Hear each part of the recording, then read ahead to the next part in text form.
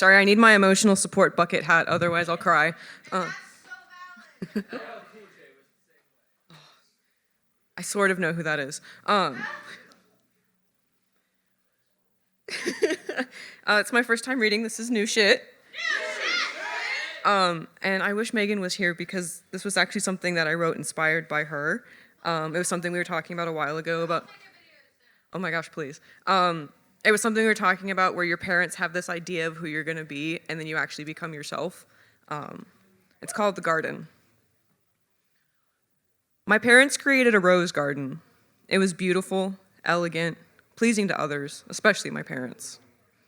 The roses were demure, uniform, not a petal or thorn out of place, orderly and well-behaved. The rose garden regularly had visitors.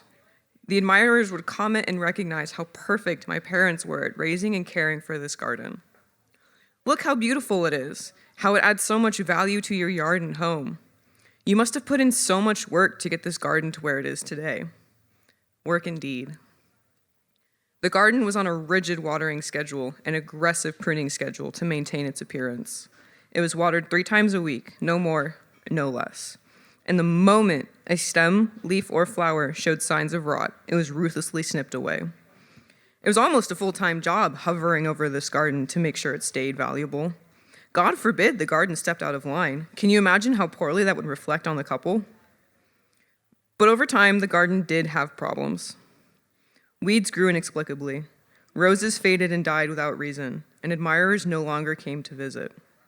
Shortly after, the couple left the garden too. No matter how much they watered, weeded, or pruned, the couple couldn't remove enough of the imperfection. When asked about the problematic garden that simply wouldn't stay perfect, the couple would respond in a couple different ways that all seemed to have the same answer. Clearly, the roses didn't want to be beautiful. They kept dying and fading. It's not our fault the garden is dying. Sometimes you just can't fix bad soil, no matter how many amendments you add. And some gardens would just rather waste away than work hard to be something beautiful. Left abandoned, neglected, and forgotten, the garden started to change. The roses all died, the mulch degraded, and the weeds started to creep in. Except they weren't weeds at all. It was violets, dandelions, daffodils, and pansies, mosses, carnations, ivies, and lavender. Trees, flowers, shrubs, and grasses all took the space and filled it with life. What once stood a neat, pristine, orderly rose bush now held a garden worthy of the space, teeming with life, activity, and intrigue. It may not be the prize garden anymore, but it's my garden, and it's much more interesting than prickly, smelly, boring red roses.